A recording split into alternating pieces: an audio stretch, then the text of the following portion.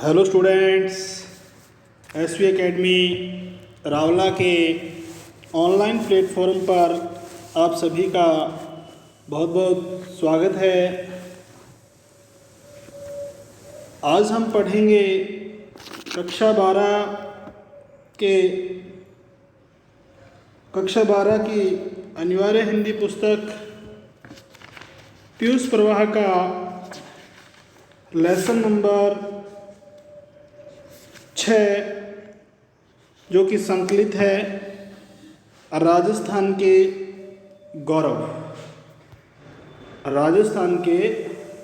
गौरव, जिसमें जीवन चरित्र दिया गया है, यानी कि राजस्थान के जो महत्वपूर्ण रणबांकुरे हुए हैं या जिन्होंने सामाजिक सुधार किए हैं, पर्यावरण संरक्षण के संबंध क्षेत्र में काम किए हैं, स्वाधीनता के क्षेत्र में, सामाजिक समरसता के क्षेत्र में, उन व्यक्तियों के व्यक्तित्व का यहाँ परिचय दिया गया है कि किस प्रकार उन्होंने राजस्थान के गौरव को और अधिक आगे बढ़ाने का प्रयास किया है। तो राजस्थान के गौरव में जीवन चरित्र दिया गया है, यानी कि जीवन के चरित्र से संबंधित उन्होंने किस प्रकार के काम किए, इस प्रकार का वर्णन यहाँ किया गया है। तो सबसे पहले पढ़ेंगे हम पाठ परिचय में है प्रस्तुत अध्याय या प्रस्तुत लेसन राजस्थान के महान जीवन चरित्रों का संक्षिप्त परिचय है, यानी कि जो राजस्थान के महान व्यक्ति हुए हैं, महान आत्माएं हुई हैं, उनके चरित्रों का संक्षिप्त परिचय दिया गया, यानी कि शॉर्ट रूप में उनकी जानकारी दी गई है, जिन्होंने अपने व्यक्तित्व एवं कृतित्व से समाज को नई दिशा दी। यानी कि उनकी पर्सनैलिटी, व्यक्तित्व उनका कैसा था, और कृतित्व का मतलब होता है उनके क्रियाकलाप, उनके कार्य, उनकी बात करता है। कृतित्व से संबंधित उनके व्यक्तित्व और कृतित्व से समाज को नई दिशा दी है, जिन्होंने अपने व्यक्तित्व से और अपने कार्यों से इस समाज को, इस देश, इस राज्य को ही नहीं बल्कि संपूर्ण राष्ट्र को एक नई दिशा प्रदान की, उत्थान की ओर लेके गए, ना कि पतन की ओर। और इनमें हैं देवनारायण जी, बाबा रामदेव, संत जम्बेश्वर, पूज्य गोविंद गुरु, महाराजा सूरजमल के जीवन चरित्र सदा से प्रेरणा स्रोत रहे हैं। और उनमें मुख्य कौन से दिए गए हैं? देवनारायण जी हैं, बाबा रामदेव हैं, संत जम्बेश्वर हैं, जो कि बिश्नोई समाज के प्रमुख संत हैं, पूज्य गोविंद गुरु हैं, महाराजा सूरजमल जो जाटों के अफलातून भी कहलाते हैं, भरतपुर के जीवन चरित्र सदा से प्रेरणा स्रोत रहे हैं। यानी कि इनके जब जीवन चरित्र को हम पढ़ते हैं या इनका नाम हमारे जहन में आता है तो ये सदा ही हमारे लिए प्रेरणादायी रहे हैं, अर्थात प्रेरणा के स्रोत रहे हैं, प्रेरणा के एक पुंज रहे हैं। अर्थात उन्होंने हमें, इनका नाम का स्मरण आते ही हमें आगे बढ़ने के लिए, ये नाम हमको क्या करते हैं, आगे बढ़ने के लिए प्रेरित करते हैं, मोटिवेट करते हैं। इन्हें जनमानस में अपार श्रद्धा प्राप्त है। यानी कि जनमानस का मतलब है लोगों के मन में, लोगों के दिलो दिमाग में, लोगों के जहन में, लोगों के चित्त में, हृदय में इनके प्रति अपार श्रद्धा है। यानी कि लोग इनको देवता की भांति पूजते हैं, अर्थात इनका बहुत ज़्यादा आदर और सत्कार करते हैं। सामाजिक समरसता की स्थापना, समाज में समरसता यानी कि समानता की भावना की स्थापना करना, राष्ट्रीय स्वाधीनता यानी कि स्वतंत्रता प्राप्ति के लिए प्रयास करना, पर्यावरण संरक्षण, पर्यावरण को बचाने के लिए लोगों को प्रेरित करना, प्रयास करना, एवं सामाजिक सुधार, और समाज के क्षेत्र में भी जो कुरीतियाँ हैं, जो आडंबर है, जो ढोंग है, जो पाखंड हैं, उनके क्षेत्र में सुधार करना भी इनके जीवन का प्रमुख उद्देश्य रहा है। तो इन सब के लिए इन्होंने अपना जीवन क्या कर दिया, समर्पित कर दिया, अर्थात अपना सर्वस्व जीवन इसके लिए ही क्या कर दिया, त्याग दिया। किस किस के लिए? सामाजिक समरसता की स्थापना, समाज में समरसता की यानी कि एकता की भावना को स्थापित करने का प्रयास किया इन्होंने, और इसमें ये सफल भी हुए, उनको सफलता भी हाथ लगी। राष्ट्रीय स्वाधीनता और राष्ट्र की जो गुलामी वाली प्रवृत्ति थी, यानी कि भारत देश गुलाम था, उसकी आज़ादी के लिए भी इन्होंने प्रयास किया। इनमें से कुछ व्यक्तियों ने पर्यावरण संरक्षण, पर्यावरण को बचाने के लिए, पेड़ पौधों को बचाने के लिए भी इन्होंने अपना त्याग दिया। एवं सामाजिक सुधार, और समाज में सुधार लाने के लिए भी, सामाजिक सुधार के क्षेत्र में भी इन्होंने अपना जीवन समर्पित कर दिया, अर्थात न्यौछावर कर दिया। अतः इनके द्वारा दिए गए संदेश हमारे लिए अनुकरणीय हैं, अर्थात इन्होंने जो संदेश दिए हैं, इन साधु संत लोगों ने, सज्जन लोगों ने, विद्वान लोगों ने, सर्वश्रेष्ठ लोगों ने, भद्र पुरुषों ने, तो ये संदेश हमारे लिए अनुकरणीय है। अनुकरणीय का मतलब है कि हमें इनका अनुकरण करना चाहिए, अर्थात इनके बताए हुए मार्गों पे हमें चलना चाहिए, अर्थात इनका अनुसरण करना चाहिए, इनका अनुकरण करना चाहिए, अर्थात जो इन्होंने अच्छाइयाँ हमें बताई है, हमें वो अपने जीवन में उतारनी चाहिए और उनको धरातल पे लेके आना चाहिए। कहने का मतलब है कि हमें इनका अनुकरण या अनुसरण करना चाहिए। आगे है राजस्थान रणबांकुरों की धरती है। रणबांकुरों की धरती है यानी कि विद्वान लोगों की, शूरवीर लोगों की धरती है, यानी कि इस धरती ने बहुत बड़े वीर योद्धा पैदा किए हैं, अर्थात इसीलिए इसने कहा है कि जो राजस्थान है वो रणबांकुरों की धरती है। रणबांकुरों का मतलब है वीर कह सकते हो, योद्धा कह सकते हो, शूर कह सकते हो, विद्वान कह सकते हो, क्रांतिकारी कह सकते हो, स्वाधीनता के लिए प्रयास करने वाले योद्धा कह सकते हो। तो राजस्थान रणबांकुरों की धरती है। एक से बढ़कर एक साहसी और तेजस्वी योद्धाओं ने, एक से बढ़कर एक, यानी कि जो भी वीर पैदा हुआ है वो पहले वाले से सर्वश्रेष्ठ था, यानी कि एक से बढ़कर एक हुए हैं, सब एक दूसरे से बढ़कर, एक से बढ़कर एक साहसी और तेजस्वी योद्धाओं ने इस धरती पे जन्म लिया है। जन्म लिया है मतलब इस धरती में वो पैदा हुए हैं और अपनी वीरता का परचम, अपनी शूरवीरता का परचम, अपनी भुजाओं का बल उन्होंने दिखाया है।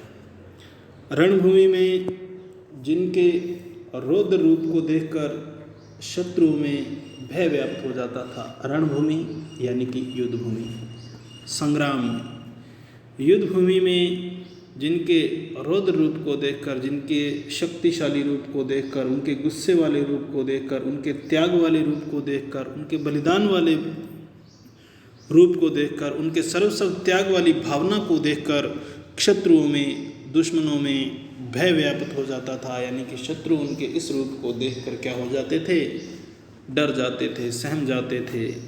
इस प्रकार के वीर लोग राजस्थान की भूमि ने पैदा किए। ऐसे एक दो नहीं, अनेक पराक्रमियों को इस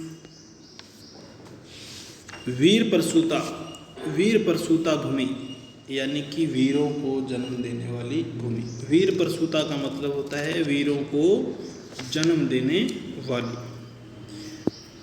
वीर ऐसी एक दो नहीं अनेक पराक्रमियों, एक दो वीर लोग पैदा नहीं हुए राजस्थान की धरती पे। तो यहाँ कहने का मतलब है कि बहुत सारे पराक्रमी हुए हैं, एक दो नहीं अनेक पराक्रमियों को, अनेक वीर लोगों को इस वीर प्रसूता भूमि ने, इस वीर रूपी योद्धाओं को जन्म देने वाली भूमि ने अपनी गोद में पाला है, अर्थात उनको जन्म दिया है और साथ में उनको पाला भी, पालन पोषण भी किया है। तभी तो इस भूमि के लिए कहा जाता है, तभी तो इस भूमि के लिए यह एक दोहा प्रसिद्ध है। कौन सा? केसरी नह निपजे अठे नह हीरा निपजंत, सिर कटिया खंगसा बना इन धरती उपजंत। कितनी बढ़िया बात कह रहा है कि इस धरती पे केसरी नह निपजे अठे, यहाँ केसर पैदा नहीं होता है। केसर एक बहुमूल्य वस्तु है जिसका मूल्य बहुत ज़्यादा होता है। तो कवि क्या कहना चाहता है इस दोहे के माध्यम से? केसरी नह निपजे अठे, यहाँ केसर पैदा नहीं होता, निपजे पैदा होता, अठे मैंने यहाँ राजस्थानी भाषा का प्रयोग किया है कवि ने, इस लेखक ने इसमें। केसरी नह निपजे अठे, यहाँ केसर पैदा नहीं होता, अर्थात ये केसर एक बहुमूल्य वस्तु है। केसरी नह निपजे अठे, यहाँ केसर पैदा नहीं होता, नहीं पैदा होता। नह हीरा निपजंत, और ना ही यहाँ हीरे निकलते हैं। क्या कह रहा है कवि? इस धरती के बारे में कह रहा है कि यहाँ ना ही तो केसर पैदा होता है और ना ही यहाँ हीरे निकलते हैं, अर्थात धरती को खोदते हैं, उत्खनन कार्य होते हैं तो इसमें से हीरे और मोती, और ना ही केसर पैदा होता है और ना ही हीरे और मोती निकलते हैं। सिर कटिया खगसा बना इन धरती उपजंत, सिर कटने के पश्चात भी खगसावना, दूसरे दुश्मनों को संभाल लेना, अपने आप को संभालते हुए दुश्मनों पे वार करना। सिर कटने के बाद भी यहाँ के योद्धा हैं वो लड़ते रहते हैं। इन धरती उपजंत, इस धरती ने इस प्रकार के वीरों को उपजंत पैदा किया है। तो कवि का कहने का मतलब क्या है कि इस धरती में हीरे मोती जवाहरात पैदा नहीं होते और ना ही यहाँ केसर जो एक बहुमूल्य वस्तु है पैदा होती है, परंतु राजस्थान की जो भूमि है वो वीर प्रसूता भूमि है, वीरों को जन्म देने वाली भूमि है।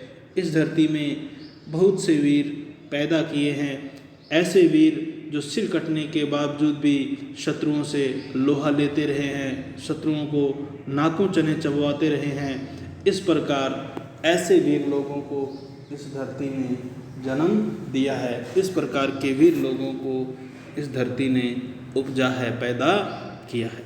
तो कहने का मतलब है कि ये जो राजस्थान की धरती है, यहाँ ये विभिन्न प्रकार की फसलें वगैरह तो नहीं होती, विभिन्न प्रकार के हीरे मोती बहुमूल्य वस्तुएं तो इसमें से नहीं निकलती, परंतु यहाँ यह धरती इस प्रकार के वीर पैदा करती है कि जो सिर कटने के बाद भी शत्रुओं के साथ क्या करते हैं, लड़ते रहते हैं। तो ये धरती इस धरती की उपजाऊ शक्ति है। कहने का मतलब ये है कि इस धरती में, इस राजस्थान की भूमि पे वीर लोग जितने भी हुए हैं उतने किसी अन्य धरती पे पैदा नहीं हुए हैं। तो इस दोहे के माध्यम से कवि यही दर्शाना चाहता है।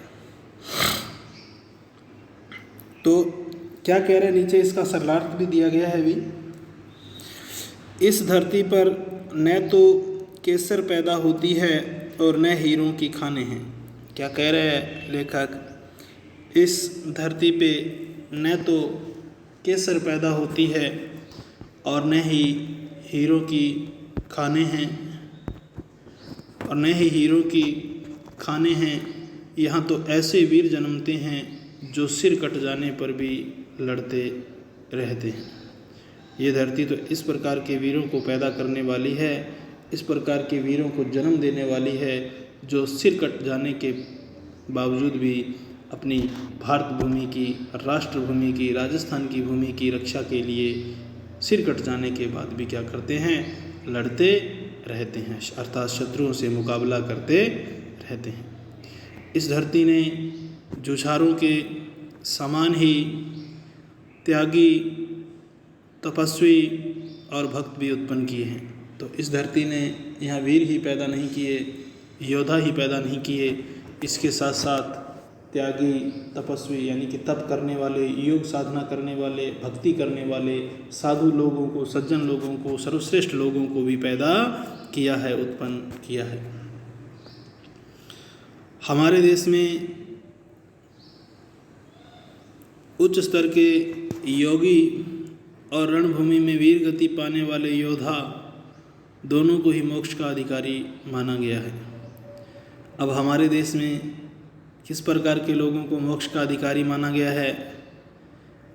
उच्च स्तर के योगी, जो उच्च स्तर के योगी हैं, योग साधना करने वाले हैं, भक्ति करने वाले हैं, ईश्वर की आराधना करने वाले हैं, त्यागी हैं, तपस्वी हैं, उन लोगों को, और रणभूमि में वीर गति पाने वाले, अर्थात जो रणभूमि में, युद्ध की भूमि, युद्ध रूपी भूमि में अपना सर्वश्रेष्ठ प्रदर्शन करते हैं, उन लोगों को भी मोक्ष का अधिकारी माना गया है। यानी कि जो सर्वश्रेष्ठ सज्जन लोग हैं, साधु लोग हैं, संत लोग हैं, उनको भी, और जिन्होंने युद्ध भूमि में जो रणबांकुरे कहलाते हैं, इन दोनों को ही मोक्ष का अधिकारी माना गया है। ये हमारे देश की परंपरा है, ये हमारे राष्ट्र की क्या है?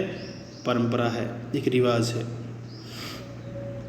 यही कारण है कि इस वीर प्रसूता भूमि ने, यही कारण है कि इस वीरों को जन्म देने वाली भूमि अर्थात राजस्थान की भूमि ने ऐसे श्रेष्ठ पुरुषों को जन्म दिया है, महान लोगों को, सज्जन लोगों को, सत्य लोगों को जन्म दिया है, जो शस्त्र व शास्त्र दोनों में निष्णात थे, जो दोनों में ही क्या थे? निष्णात थे। निष्णात का मतलब होता है पूर्ण होना, पारंगत होना, एक्सपर्ट होना। तो निष्णात का अर्थ क्या होगा? निष्णात शब्द का अर्थ क्या होगा भी? जो दोनों में ही क्या थे? निष्णात थे भी। तो निष्णात का मतलब मैंने बताया आपको क्या होता है? निष्णात का मतलब होता है पारंगत होना, एक्सपर्ट होना। क्या होना? एक्सपर्ट होना, अर्थात किसी चीज़ में पारंगत होने का मतलब निष्णात है। तो यही कारण है कि इस वीर प्रसूता भूमि ने ऐसे वीरों को जन्म दिया है जो शस्त्र और शास्त्र, यानी कि उन शस्त्र यानी कि पूजा पाठ में भी, भक्ति साधना में भी लीन रहते थे, और शास्त्र चलाने में भी। शस्त्र और शास्त्र, शस्त्र का मतलब है हथियार, और शास्त्र का मतलब है जो धार्मिक अनुष्ठान हैं, यानी कि सज्जनता, साधुओं जैसा व्यवहार करने वाले, दोनों में निष्णात थे, दोनों में पारंगत थे, दोनों में एक्सपर्ट थे, पूर्ण थे। यानी कि इस वीर भूमि ने, इस वीर प्रसूता भूमि ने ऐसे लोगों को जन्म दिया है जो युद्ध में भी और शांति में भी, दोनों ही कालों में अपना सर्वश्रेष्ठ प्रदर्शन करते रहे हैं।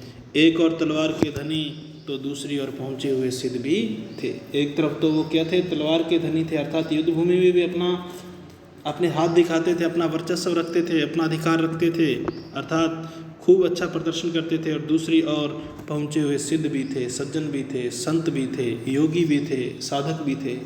इस प्रकार से दोनों ही प्रकार के व्यक्ति यहाँ पैदा हुए हैं, अर्थात एक ही व्यक्ति में दोनों गुण भी देखने को यहाँ मिलते हैं।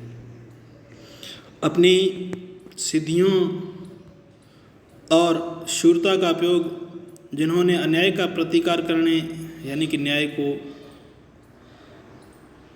न्याय दिलाने के लिए, यानी कि अन्याय का प्रतिकार किया, अन्याय का विरोध किया, इन्होंने लोक जागरण में लोगों को जागरूक करने में तथा समाज में समता निर्माण करने में, और समाज में समता यानी कि समानता की भावना का निर्माण करने में किया। परिणाम स्वरूप शताब्दियों के बाद, यानी कि सैकड़ों सालों के बाद भी आज भी लोग उनके नाम का स्मरण करते हैं, लोग आज भी उनके नाम को याद करते हैं। उनकी समाधियों पर मेले लगते हैं, और उन मेलों में दूर दूर तक विभिन्न प्रकार के जो जातरू हैं, जातरू का मतलब है यात्री, पैदल चलकर भी लाखों की संख्या में वहाँ पहुँचते हैं तथा अपने कष्टों को दूर करने की मनौती मांगते हैं। तो आज सैकड़ों वर्ष पूर्व ये सिद्ध लोग, सज्जन लोग, वीर लोग पैदा हुए हैं और आज भी लोग इनको क्या है, ईश्वर की भांति मानते हैं। और इनकी जहाँ समाधियाँ बनी हुई है वहाँ हर वर्ष क्या लगते हैं, मेले लगते हैं और उन मेलों में दूर दूर से लोग पैदल चल के अपनी मन्नत मांगने के लिए वहाँ बड़ी संख्या में पहुँचते हैं और अपने कष्टों को दूर करने की मनौती मांगते हैं। तो इस प्रकार से इन सज्जन लोगों का जो वर्चस्व है वो बहुत ही अच्छा है और आज भी लोग उनको बड़े ही आदर और सत्कार के साथ उनको पूजते हैं, उनका आदर सत्कार करते हैं। तो आज के लिए स्टूडेंट्स इतना ही, बाकी हम करेंगे कल। तो आज के लिए स्टूडेंट्स इतना ही। बहुत बहुत धन्यवाद। जय हिंद, जय भारत।